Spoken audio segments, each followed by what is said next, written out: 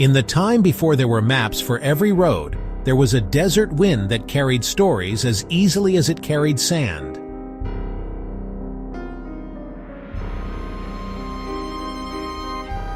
This wind found a small caravan camp near the city of Mecca, where a young trader named Aiyan tended his father's tents. Aiyan was curious about the world beyond the caravan, but what he heard most often were questions. Who are we? Why do we pray? What is true power? And what is real mercy? One evening, under a sky quilted with stars, an old traveler appeared at their camp.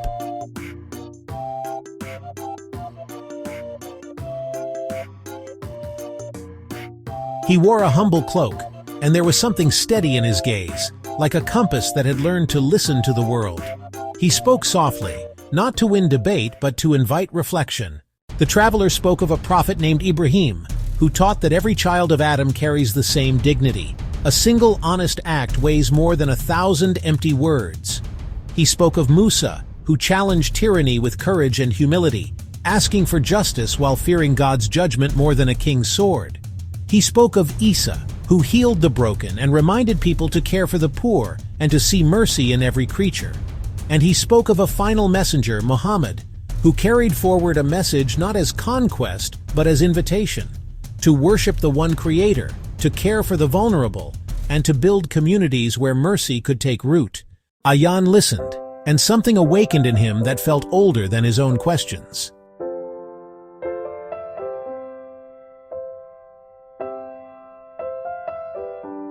The traveler spoke of Tawheed, the oneness of God, so simple and yet so vast that it could hold the law of the universe and the kindness between neighbors in one breath. He spoke of the Quran, a book not meant to be memorized as a diary of rules, but as a living conversation between God and humanity, guiding people toward justice, compassion, and truth.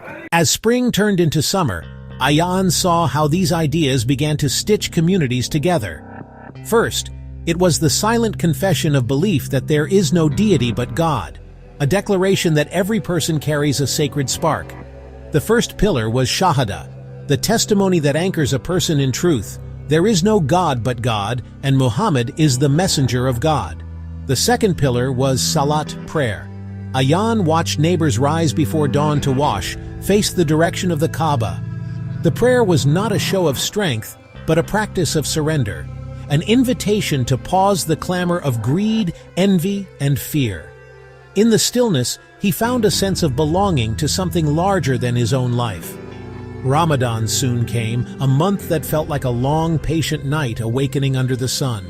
People fasted not just from food and drink, but from arrogance, deception, and petty pride. They shared what they could: dates, water, a smile.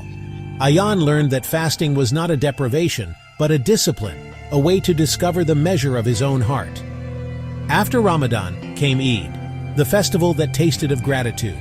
It was a day when the camp's tents stood brighter.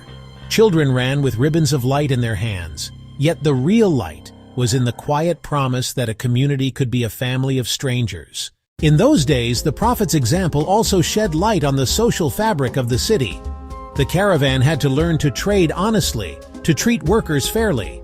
Aiyan saw the Prophet's concern for the weak, for orphans and widows, for the hungry and the sick. The fourth pillar, zakat, almsgiving, was not simply charity, but a way to purify wealth by sharing it with those who lacked. The act of giving was not an act of pity, but of solidarity, a claim that the wealth of a community is a trust from God. The fifth pillar, Hajj, the pilgrimage, appeared to him as a reminder that the world's horizon is bigger than the camp, bigger than Mecca. It is a journey that calls every believer to remember their shared origin and the unity of humanity. Over the years, Aiyan grew into a storyteller himself, not by preaching, but by living a life that echoed the Prophet's mercy. He learned to argue with clarity, to listen with patience, to disagree without ridicule. He learned that faith is not a shield to keep others out, but a bridge to bring people in, into dialogue, into care, into common service. And yet, there were challenges too. Not every day was peaceful. Weathered hands and hardened hearts could blur into fear. Misunderstandings rose like dunes in a windstorm, and sometimes he found himself tempted to retreat behind the walls of certainty. In those moments, he remembered the message that had first drawn him in, a call to worship the One, to treat all people with dignity, to seek justice, to protect the weak, and to be merciful even when insult is easy and vengeance tempting. Aiyan's life, like the life of Islam itself, was not a single moment, but a long conversation, a conversation that began with a prayer whispered under a desert sky, and continued through the lanes of a bustling market, the walls of a humble mosque, and the faces of neighbors who learned to recognize their shared humanity. The story grew from the courage of Ibrahim, who refused to bow to idols, from Musa, who spoke truth to power with a heart free from pride, from Isa, who healed and forgave, and from Muhammad, who brought a message of mercy to every corner of the human family. If you asked Aiyan what Islam was, he would tell you it is a journey toward God, a journey that makes room for everything beautiful in life: duty and delight, discipline and generosity, solitude and community. It is a call to remember that life is sacred, and every person is a capital T treasure in the sight of God, deserving respect, care, and opportunity to grow. And what is the story of Islam overall?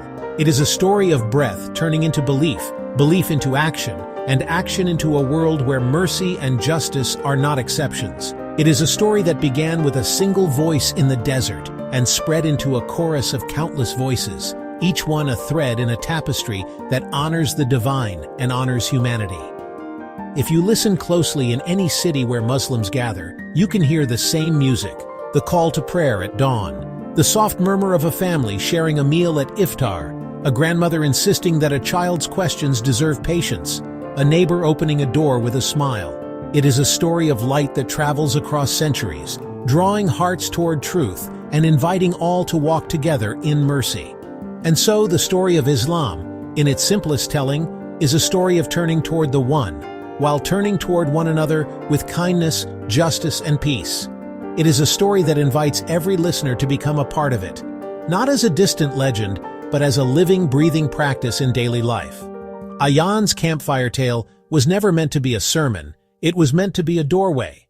If you step through it with a willing heart, you might hear the same quiet invitation that moved him: to seek truth, to care deeply, to live with integrity, and to walk through the world in mercy.